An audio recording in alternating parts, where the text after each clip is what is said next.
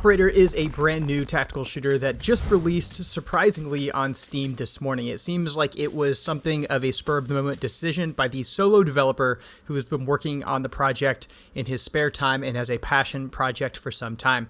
This game is innovative in a lot of ways. It is very interesting. I like a lot of the features that the game is attempting to implement for the very first time, but it also falls short in some very important aspects. I'll start with the things that I think are very good, new, or different. First, the movement in the game feels pretty good. It's a little bit floaty and the momentum is extremely punishing, but the developer has chosen to make certain mechanics very beneficial and different from what I have felt in other games. Leaning is extremely effective. He gives you a true 45-degree lean, both left and right, and he also gives you the ability to interact with doors in a way that I have never seen before. You approach the door, you press F to grab the door handle, then you use the mouse wheel to throw it open or pull it.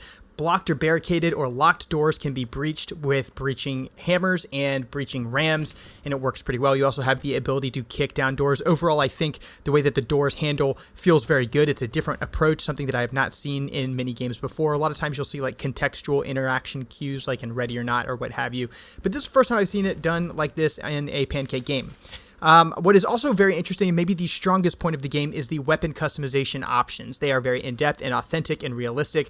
I took an M4A1 and I turned it into a Block 3 Mark 18. Allows you to customize the upper receiver, the rail system, all of the attachments. You can even add risers and then add optics to those risers. You can make some straight up cursed builds and some pretty Gucci builds as well. There's a decent selections of weapons so far. There's everything from, your true Block 2 quad rail Mark 18s and Block 2 M4s. There's traditional M4A1s. There's SCARs. There's bolt guns. There's 416s. There's MP7s. There's Glocks. And there is much more. A lot of options in weapon customization makes you able to really get the build that your heart desires. It also allows you to manipulate the attachments on the weapon in some pretty interesting ways. You can toggle, for example, between overt white light as well as your IR illuminator and even your IR laser and your overt visible laser. All of these work reasonably well, although right now it is a toggle system rather than a push button system. So if I want to get my IR laser on and off rapidly, I have to cycle through each one of the options to get back to it. The NVGs are also done a little bit different than what I have seen in other games. You get a nice overlay in the center of the screen, but you still have some peripheral information in the context around the screen. So whenever I see the GPNVG overlay in the center of my screen, I can still see a little bit of the outside areas. This means I can tell if I'm standing in light or dark, and I can also check whether or not I'm using my overt red laser or my IR laser. There's currently 3 maps in the game so far. One is a clean house mission, which has you conducting CQB in a fortified residence that has been taken over by home invaders who have assaulted a SOCOM general's compound. This is probably the best map in my opinion. It's small enough that you can get through it pretty quickly. You can set the mission parameters to add a bunch of bad guys or just have a few bad guys. You can LARP it to your heart's content. But again, with there only being 3 maps in the game, there is a lot of content that still needs to be added. The second map is a sensitive intelligence or sensitive site exploitation mission in which you have to recover a missing sensitive document after a raid or an ambush that has occurred on a convoy somewhere in Ukraine. The operation itself encourages you to LARP to your heart's content and put on non-NATO equipment and go north of Kiev to conduct a raid against Russian SOF to recover this item. You do a boat infill and then you decide which buildings you clear in what order to ultimately recover the equipment and get out. And then the final one is called the Forever War. This map is set in Afghanistan. And it allows you to either do a passive infiltration, which is like an offset infiltration, and then assault a crossroads that has a terrorist camp on it, or you can choose to be more aggressive and infill directly to the X aboard an MH6 Little Bird, and that one's pretty sweet. I love the option to choose how I infill these maps, and I think it's pretty interesting that you have the ability to choose a more aggressive or a more passive style of infill, and even the direction that you choose to infill from. Not all of the maps have this option so far, but both the home invasion clear house map as well as the Forever War map give you the option to choose your infill method. There's a reasonable amount of character customization as well, although most of the assets seem to be purchased rather than individually generated, which is expected because the lead and solo developer is a programmer, not a 3D modeler, and I do think the placeholder assets are perfectly sufficient at this time. The character models aren't the greatest. They're not particularly pretty, but they do just fine. The weapons, on the other hand, look fantastic. I don't know where he got the assets from, but they look really, really good. And if you are a gun guy, you might get just enough enjoyment tinkering with customizing your weapon rather than doing much of anything else in this game.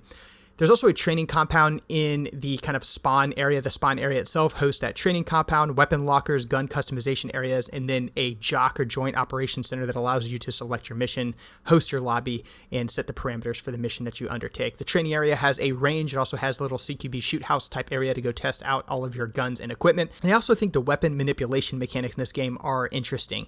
There is the ability to do a chamber check on your AR, bolt, and pistol platforms, and you also have to send the bolt forward. So if you dump a full magazine and you find yourself at slide lock or bolt lock, you actually have to hit Shift plus T to send the bolt forward, chamber the next round, and get back into the fight. I love this addition. I think it is pretty intuitive, and I find myself really focusing a lot on my round count and making more deliberate decisions about when and how I reload.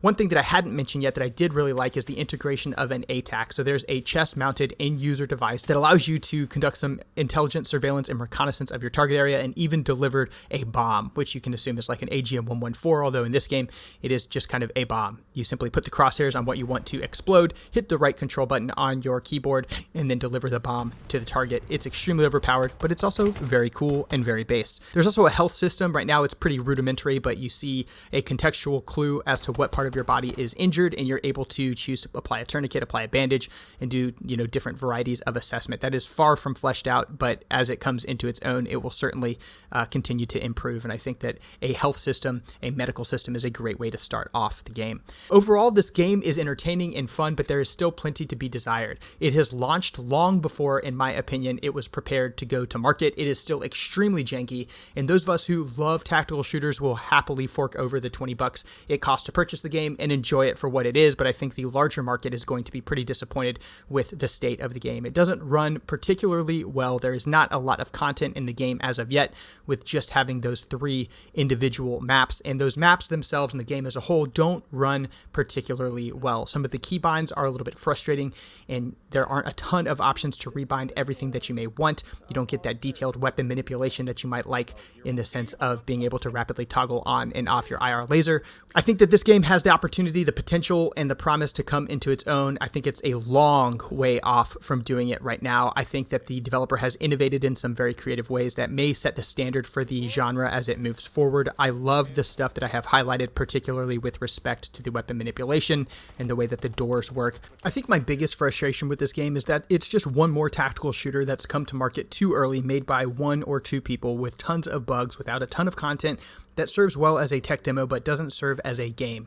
Future tactical shooters should include cooperative campaigns, solo campaigns, friendly AI, and they should have those features included long before the game ever comes to market. These games that continue to launch with only a few things to do and only some novel concepts are interesting to those of us who enjoy tactical shooters for what they are, but they aren't interesting for the broader market who wants to purchase a game for a fun, cooperative, compelling, rewarding experience that encourages players to continue to come back and enjoy the game over and over again. Let me know what you thought of this video. Let me know what you think of Operator, whether or not you plan to buy it, and whether or not you think my hot take on tactical shooters is too harsh. I'm Controlled Pairs. This has been Operator, and I'll see you guys in the next one.